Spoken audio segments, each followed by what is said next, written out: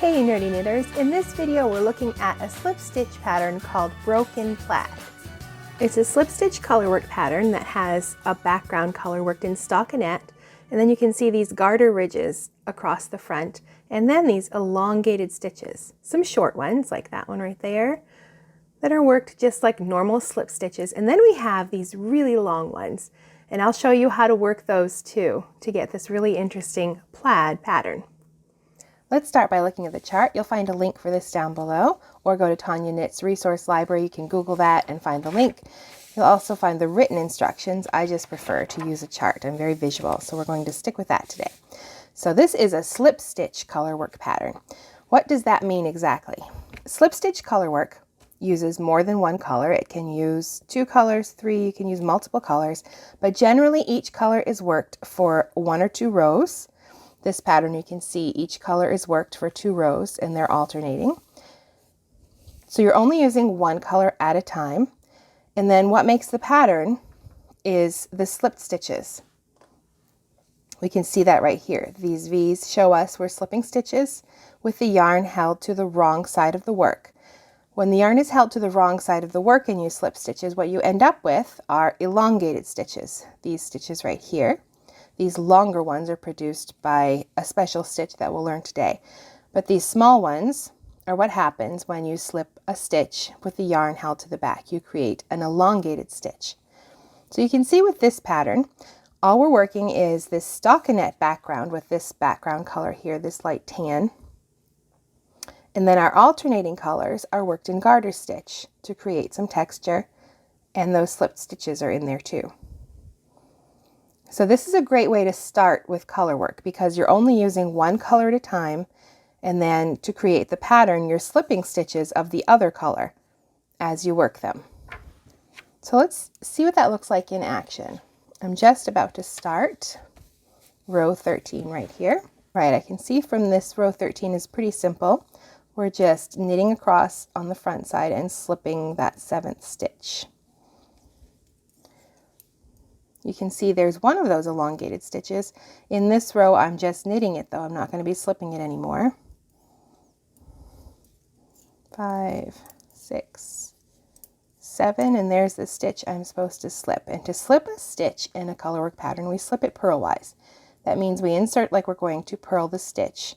We move our needle from into that leg, that front leg of the stitch, from right to left, and just move it over to the other needle. And we don't work the stitch, and that elongates it. And then we repeat that pattern. 7 knit stitches followed by 1 slip stitch.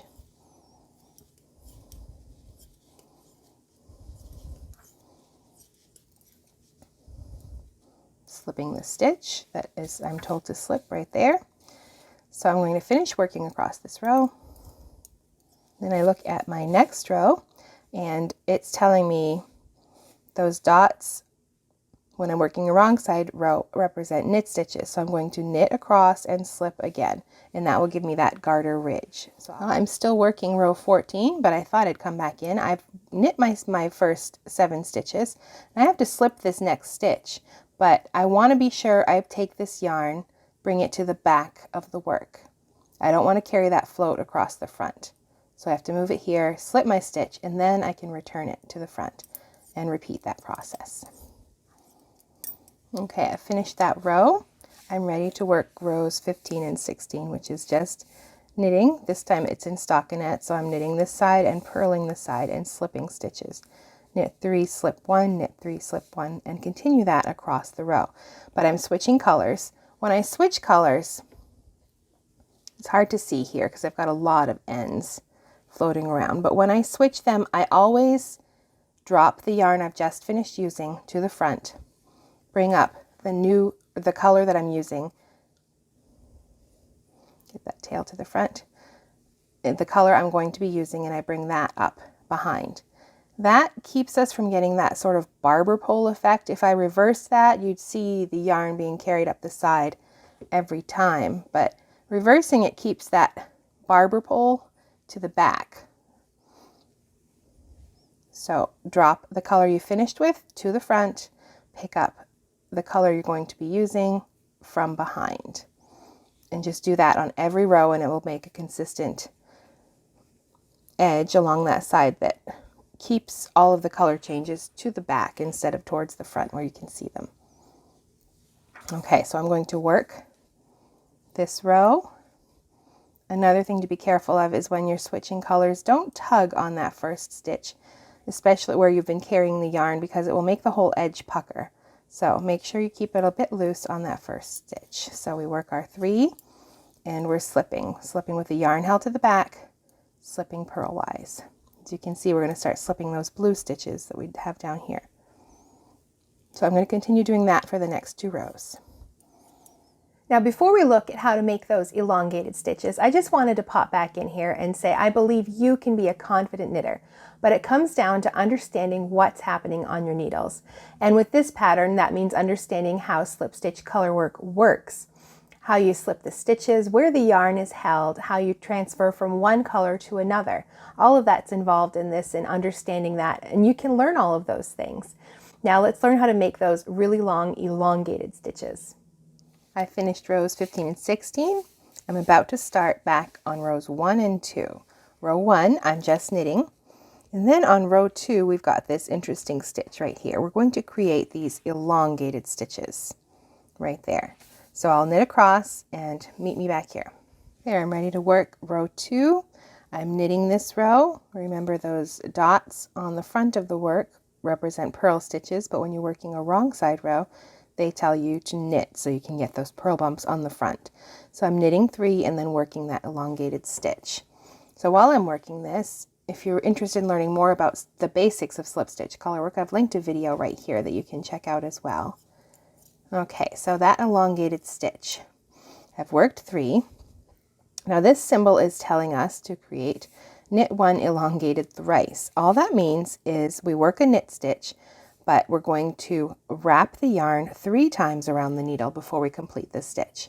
So insert as if to knit, but wrap it 3 times. 1, 2, 3. And pull all 3 of them through. And that creates this mess right here. We will resolve that on the next row, and we're going to repeat that. Right here, we insert, wrap like we're going to knit, but instead of just wrapping it once, we're going to wrap it 3 times. You might have to use your finger to keep them all on there, make sure they all come through. We want to keep all 3 on there. And we've got 1 more to do.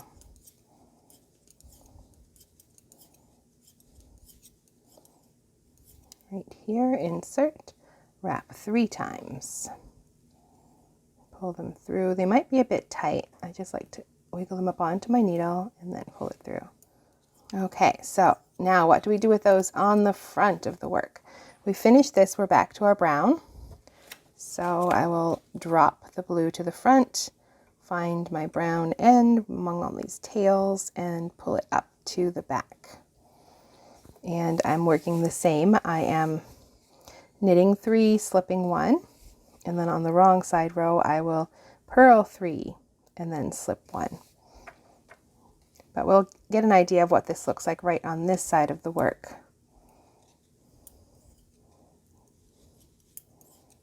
Those messy edge stitches are all right. Just give them the tug and pull them down. Okay, so there's that elongated stitch. You can see there's 3 wraps around the needle. I'm just going to pick one that's right near looks like the first one. It's right by the bottom of the stitch, and I'm going to let the other 2 drop off the needle. And you can see it creates this long stitch. That's what these are down here, and we'll continue to slip them. You can see it was started there. That stitch is going to be slipped for 6 rows before it's resolved, so we'll continue carrying that up like that. But right now it's long. You just have to hold it there and keep working across.